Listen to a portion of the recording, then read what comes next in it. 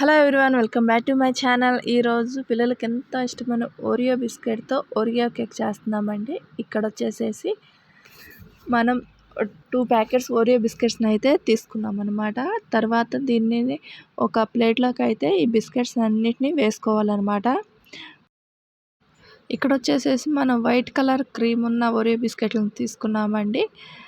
తర్వాత ఈ బిస్కెట్స్ అన్నిటిని ఒక మిక్సీ జార్లోకి అయితే చిన్న చిన్న ముక్కలుగా విరగదీసుకొని వేసుకోవాలన్నమాట. క్రీమ్తో సహా వేసేసుకోవచ్చండి. తర్వాత దీంట్లోకి వచ్చేసి స్వీట్నెస్ కోసం 2 టేబుల్ స్పూన్ చక్కెర అయితే సరిపోతుంది. తర్వాత దీనిని మెత్తగా పౌడర్ లాగా చేసుకోవాలన్నమాట. తర్వాత ఈ పౌడర్ని అయితే ఒక బౌల్లోకి అయితే తీసుకోవాలి. తర్వాత దీంట్లోకి వచ్చేసేసి ఒక స్పూన్ బేకింగ్ పౌడర్ని అయితే వేసుకోవాలండి. బేకింగ్ పౌడర్ కూడా వేసుకున్న తర్వాత ఒకసారి బాగా కలుపుకోవాలన్నమాట. ఇలా కలుపుకున్న ఈ బిస్కెట్ పౌడర్లోకి అయితే ఒక గ్లాసు కాచి చల్లార్చిన పాలను అయితే వేసుకోవాలండి. మనకి పాలు కూడా ఎక్కువ పట్టవన్నమాట. ఒక టీ గ్లాస్ పాలైతే సరిపోతాయి. ఈ పాలను వేసుకుంటూ కలుపుకోవాలన్నమాట. పాలన్నీ ఒకసారే పోసేసుకోకూడదండి. కొంచెం కొంచెం పాలు పోసుకుంటూ కలుపుకోవాలండి. కొంచెం పాలనైతే వేసుకొని ఒకసారి కలుపుకున్న తర్వాత మరికొన్ని పాలనైతే పోసుకుంటూ కలుపుకోవాలన్నమాట.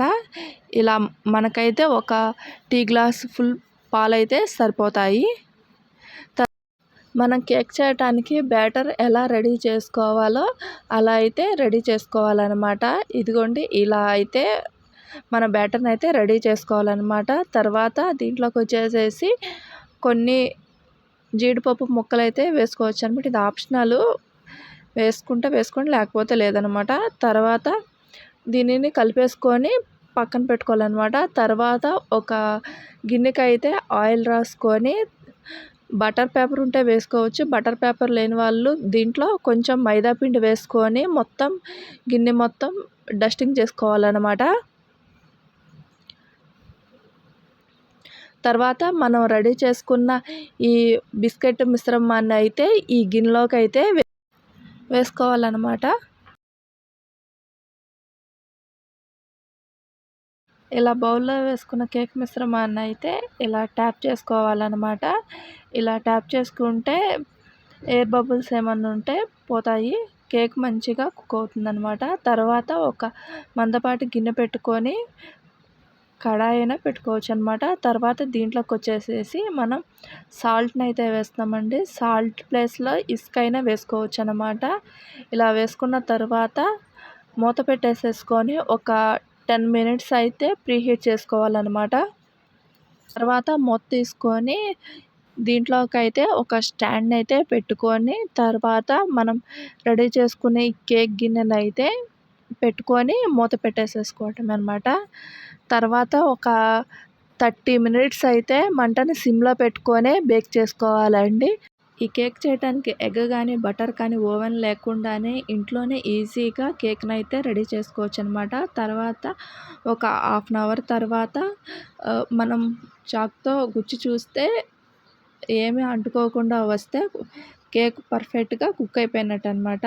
తర్వాత దీనిని స్టవ్ ఆపేసేసుకొని గిన్నెని పక్కన పెట్టుకొని ఒక కంప్లీట్గా చల్లారనివ్వాలన్నమాట. తర్వాత ఇక్కడ మనం చాక్లెట్ సిరప్ చేయడానికి ఒక బౌల్లో వాటర్ తీసుకొని స్టవ్ ఆన్ చేసుకొని ఒక గిన్నెలో చాక్లెట్ని అయితే వేసుకొని కొంచెం వాటర్ పోసుకొని చాక్లెట్ సిరప్ని అయితే రెడీ చేసుకోవాలన్నమాట. తర్వాత కేక్ కంప్లీట్గా చల్లారిన తర్వాత నైఫ్తో సైడ్స్ని అంతా కదిలించుకుంటూ ఒక ప్లేట్లోకి అయితే గిన్నెని టర్న్ చేసుకోవాలన్నమాట అండి.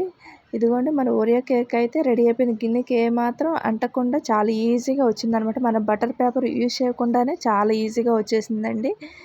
ఇక్కడైతే మన ఓరియో కేక్ అయితే రెడీ అయిపోయింది. ఇది పిల్లలకి ఇంకా ఇంట్రెస్ట్గా ఉండటానికి కొంచెం మనం రెడీ చేసుకున్న చాక్లెట్ సిరప్ని అయితే దీని మీద అయితే వేసుకోవాలన్నమాట.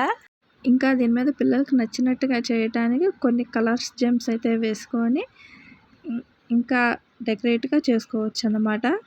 అంతే అండి, ఎంతో సింపుల్గా చాక్లెట్ ఓరియో కేక్ అయితే రెడీ అయిపోయింది. ఇక్కడైతే కట్ చేసి చూపిస్తున్నానండి. మన ఓరియో కేక్ అయితే చాలా సాఫ్ట్గా వచ్చిందనమాట. అంతే అండి. ఎంతో సింపుల్‌గా ఇంట్లోనే చాక్లెట్ ఓరియో కేక్ అయితే ఈజీగా రెడీ చేసుకోవచ్చు.